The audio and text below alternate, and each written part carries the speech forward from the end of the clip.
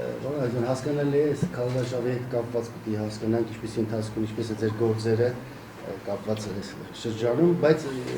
հետաքրքիր հարց կա, ուզում ենք նրան անդրադառնանք, որ անցնենք առաջ, կապված Սամվել Բաբայանի հետ, ինչպես եք վերաբերում այսօրին տեղի ունեցող այս դեպքին, այդ իրողությանը,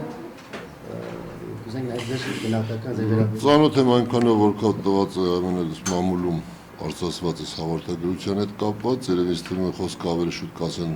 իրավապահ մարմինները, որովհետև կոնկրետ ձերբակալման հիմքերը նաև ներկայացված է որոշակի զինատեսակների հետ կապված քրին, իգլատեսակի զինամթերքին, հուսով եմ առաջ չգնենք որևէ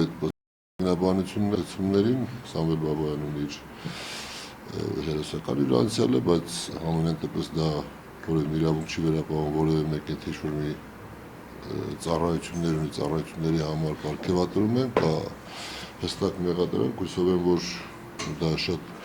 կարճ ժամանակամիջոցում գտնի իր տրամաբանական հանգուցալուծումը։ Եթե կա այդ մեղադրանքը հիմնավորված, ապա իրավապահները պետք է նաև դա հիմնավորեն, ինչպես նաև Սամվել Բաբայանը պետք է նաև փորձի, եթե այդպեսի բան կա։ Չեմ կարծում, որ ազգային անվտանգության ծառայությունը կարող է այդպիսի նմանատիպ բանով ոչ ճշգրտված հաղորդագրություն տարածել։ Եկեք իրավապահներին թողնենք իրենց աշխատանքը կատարեն։ Ընդհանրապես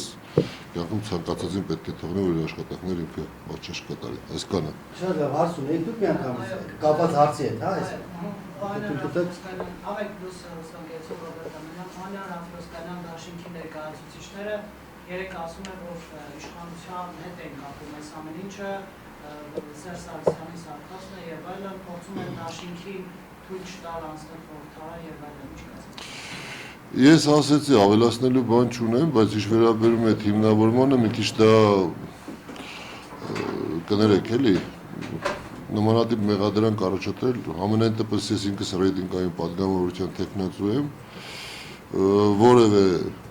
քաղաքական ուժի, քաղաքական միավորի կամ դաշինքի, որը որ ինչ-որ մի տարբերակով ինքը փորձում է իր վստահության քվեն կարող է ասել, այսպես ներկայացնել, ստանալ ազգաբնակչությունից, այն տարածքը, որտեղ ես ներկայացնում եմ, չէի ասի, թե այնպեսի լուրջ հավակնորդներ են հանդիսանում, քավլիցը որևէ մեկին ես լուրջ կամ անլուրջ չեմ համարում, ցանկացած դաշինք քաղաքական միավոր, որը որ իր հայտը ներկայացրել է ազգային ժողովի հետագա աշխատանքներին իր մասնակցություն ունենալու կամ ժողովրդյան վստահության քվեն վերցնի, բայց մի քիչ բան չի էլի, չի կարող նմանատիպ մեղադրանք եւ Օհանյան, կներեք, նորից եմ ասում, այդ դաշինքը համենայնպես հարցումներով այն լուրջ նիշան չեն զբաղեցնում, որ քաղաքական լուրջ հակառակորդի բան ունենան, կերպար, կներեք։ Եթե դա բավարարում է, այդքան ասում էլ է։ Ես երկու սոցիալական հարցումներ եմ անցկացնել տվյալային անդրատարածքում, որտեղ ես առաջադրված եմ։ Եթե կունենաք, կուզեք այդ սոցիոլոգները, որոնք որ իրականացնեն այդ հարցումները, նրանց կարող եք լրում ընտրել։ Շատ լավ, շնորհակալություն, խնդրեմ կապված ձեր կոնկրետ այս օրերին ինչ է տեղի ունենում ձեր որպես տեխնացու քարոզարշավի հանդիպումները հիմնականում տեղի ունենում ազգաբնակչության հետ, մենք ուղիղ խոսակցության, երկխոսության մեջ ենք մտնում ազգաբնակչության հետ, ամենայն դեպս իմ կողմից առաջադրվել է բազում անգամ, որ այն պատգամավորության տեխնացուները կամ այն կուսակցության ռեյտինգային պատգամավորության տեխնացուները, ինչի մասին որ ես խոսում եմ, եւ նրանց անգամ ոչ միայն ռեյտինգային, նաև այդ քաղաքական կուսակցությունները ներկայացողները շատ ավելի լավ կլինի, որ ուղղակիորեն հանդիպման ժամանակ տեղի ունենա բանավեճային ֆորմատ, որովհետև շատ դեպքերում, երբ որ դու գնում ներկայացնում ես միայն քո տեսակետը եւ չկա հակադարձող կամ մյուսը որ գնում է ներկայացնում իր տեսակետը, չկա ամենայն դեպս այդ բանավեճային խնդիրը, ես բոլոր իմ հանդիպումների ժամանակ ներկայացնում եմ, որ բոլորն են մեր հայրենակիցներն են, բոլորն էլ լավ մարդիկ են, բայց ընտրություն կատարելու համար ամենայն դեպս ընտրողը պետք է ունենա իր որոշում կայացնելու իրավունքման մեջ, նաև պետք է ունենա այլ ընտրանքային տարբերակ։ շատ լավ կլինի, որ մենք այդ բանավեճերը կամ հանդիպումները տեղի ունենան միասնական։ Ընթացքում բացահայտվեն, հա։ Այո, որովհետև մենք գալիս ասում ես աշխատավարձ են բարձրացնելու, մյուսը գալիս ասում է սա եմ անելու, մյուսը գալիս սա է անում, շատ լավ կլինի, որ այդ ամբողջ խոսակցությունը տեղի ունենա հանրության, կներեք, մեր ժողովրդի առջև, ովքեր որ ասենք այն սա վաղը պետք է իրենց որոշումը կայացնեն եւ մեր բանավեճը կամ մեր ասենք ներկայացված տարբերակի ժամանակ շատ ավելի հեշտ կլինի այդ ընտրությունը կատարել։ Կներեք, սա իմ ներկայացման տարբերակն է։ Միշտ էլ ես ուրախ կլինեմ, որ լինեն այդ հանդիպումների ժամանակ նաեւ մեր օպոնենտները կամ մենք հանդես գանք այն մեր մոտեցումներով այն առաջարկված ծրագրերի, որտեղ դա այստեղ հիմնականում պետք է գնա ծրագրային հիմնական այս հարցադրույթները։ Մեր հիմնական խոսակցությունը վերաբերում է թե տնտեսության զարգացմանը, թե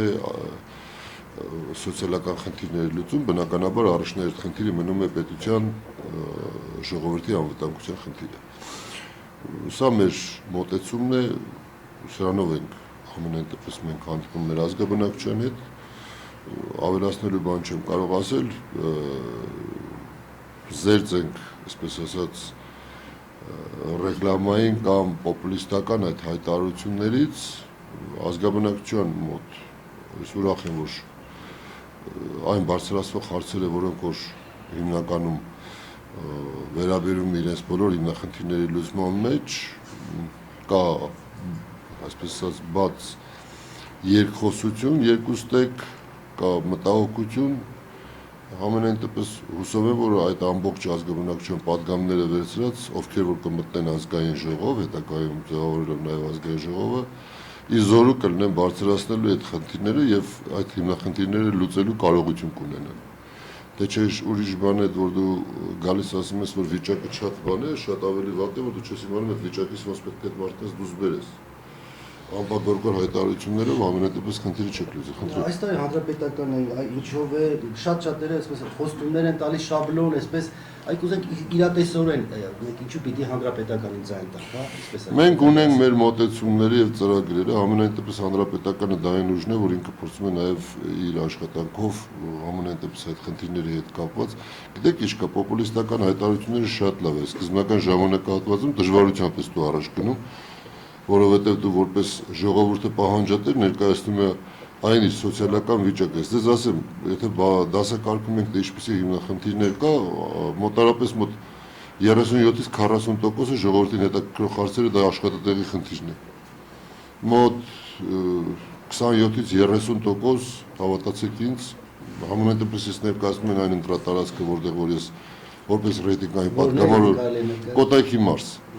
այն ընտրատարածքը, որտեղ ես ներկայացնում, մեր ազգաբնակչություն հուզող հիմնական հարցերից ամենամեծ տոկոսը կազմում է աշխատատեղերի խնդիրը։ Երկրորդը իր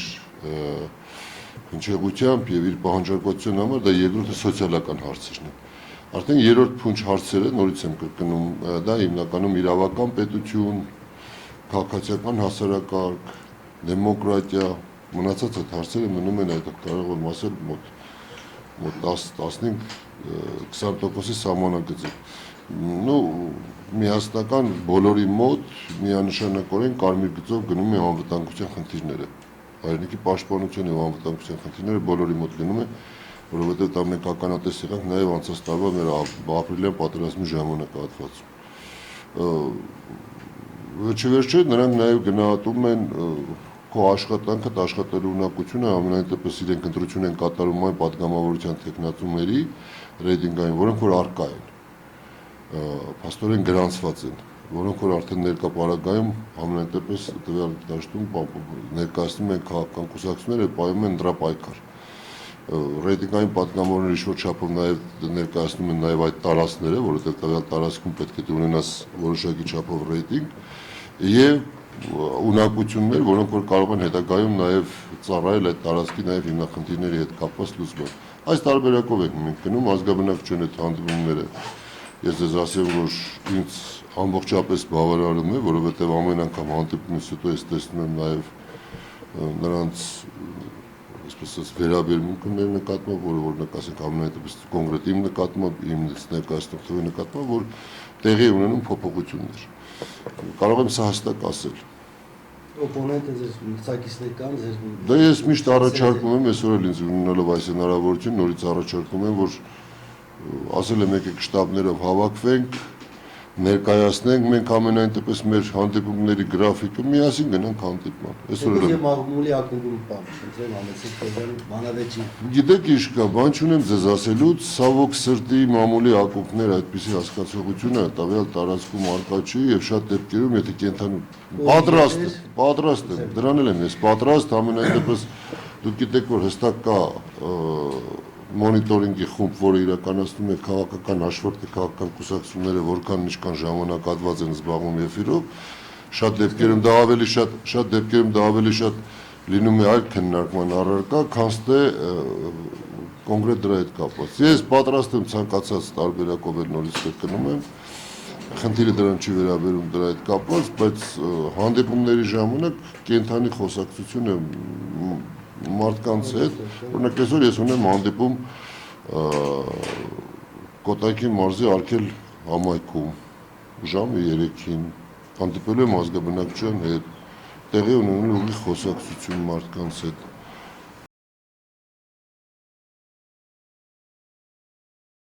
Հանդիպումները ինձ հրավիրեն, ես մեծ սիրով կգնամ, որ չէ որ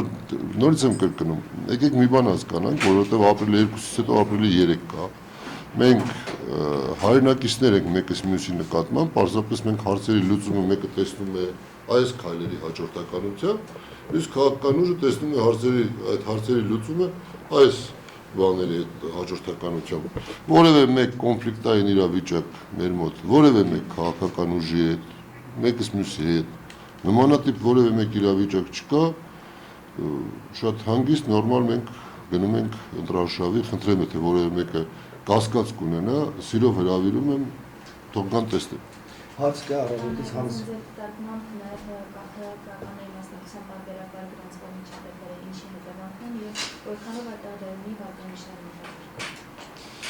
Ձեզ նորից եմ ես կրկնում, ուզում եմ վերջի խոսքից ասեմ, որ այն ընտրատարածքը, որտեղ որ մենք իրականացնում ենք ամենից քարոզարշավ, որևէ մեկ լարվածություն, թե միջկուսակցական,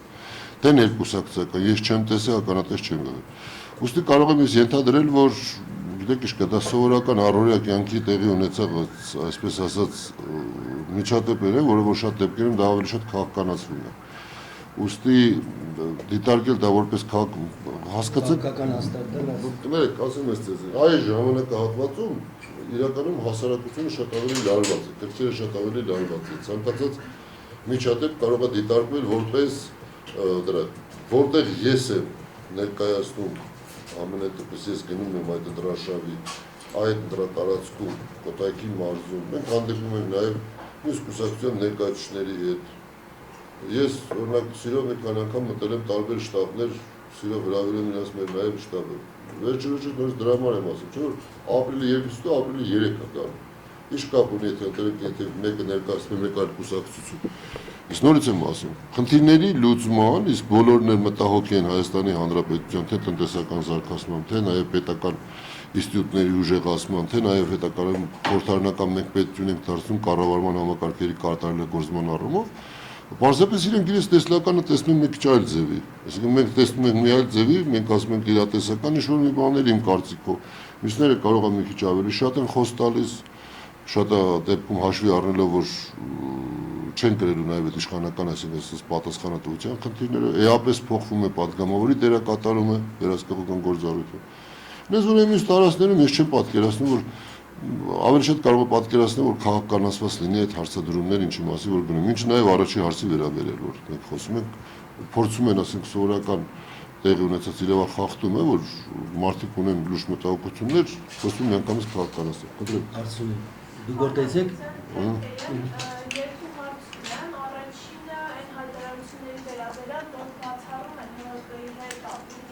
հետո կոալիցիա կազմելը հիմնական է դերակատարությունը։ Դա ձեր կարծիքով ինչի մասին է վկայում, ինչու են բոլորը այսպես ներշում ձեզ հետ համագործակցում։ Գիտեք ինչ կա, ընտրության գնացող քաղաքական ուժը եւ ընտրությունից հետո քաղաքական ուժը իմ խորին համոզմամբ փոխվում է, բացառությամբ իշխանական ուժից։ Ես շատ երկար ժամանակ եմ եղել ազգային ժողովում եւ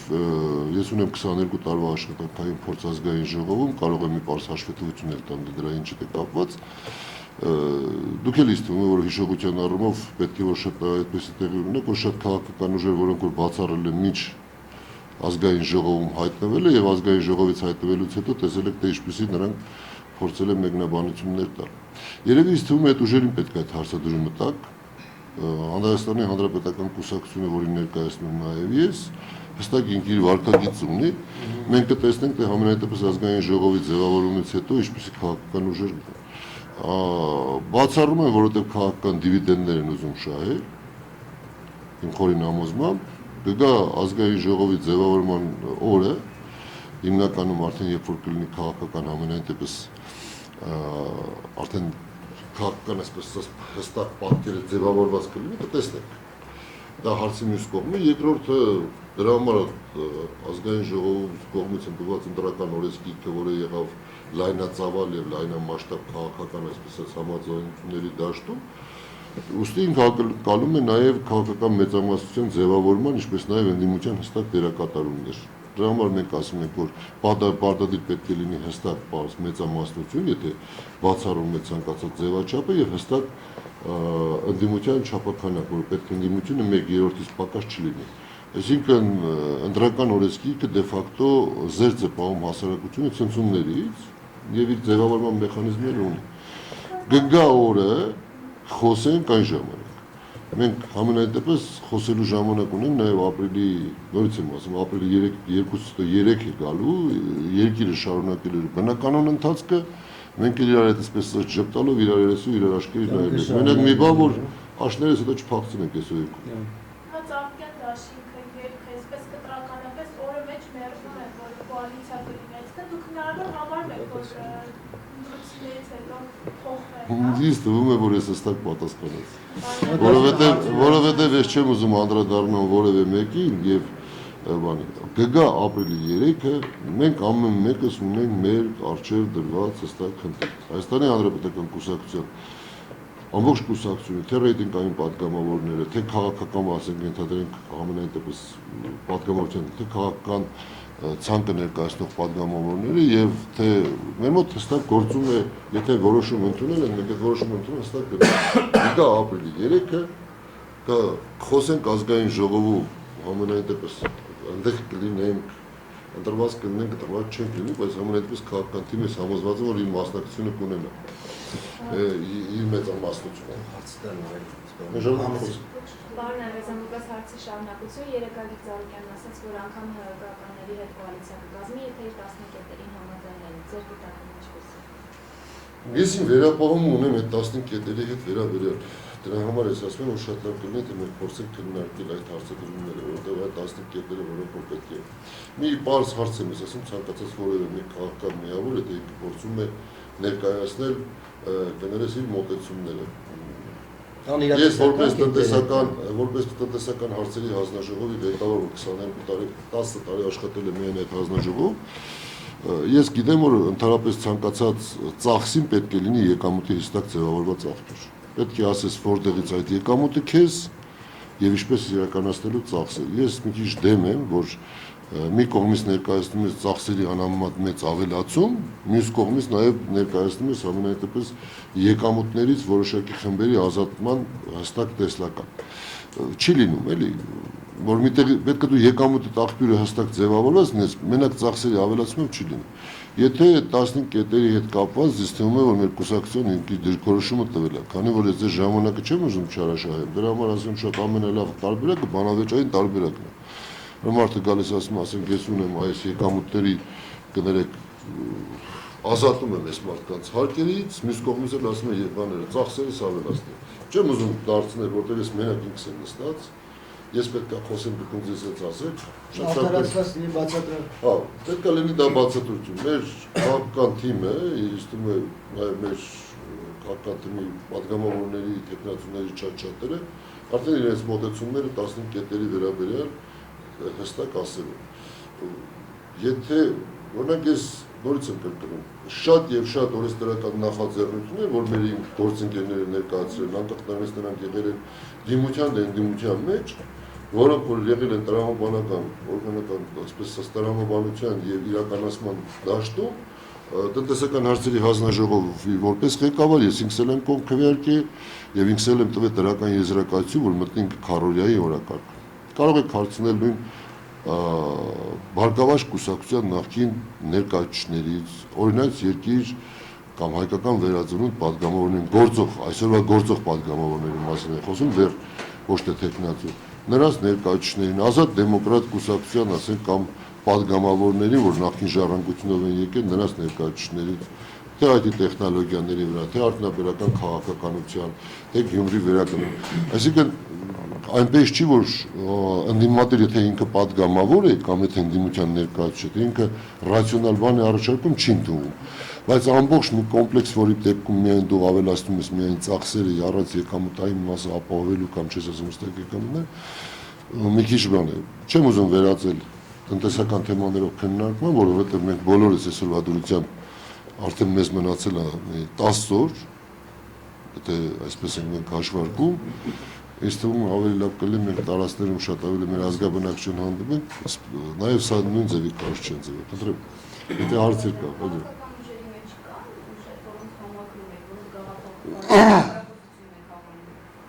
Չէ, գիտեք ինչ կա, ես արդեն ներկայացնում եմ ինչ-որ գաղափարախոսության կողմնակից եմ, ես հանրապետական։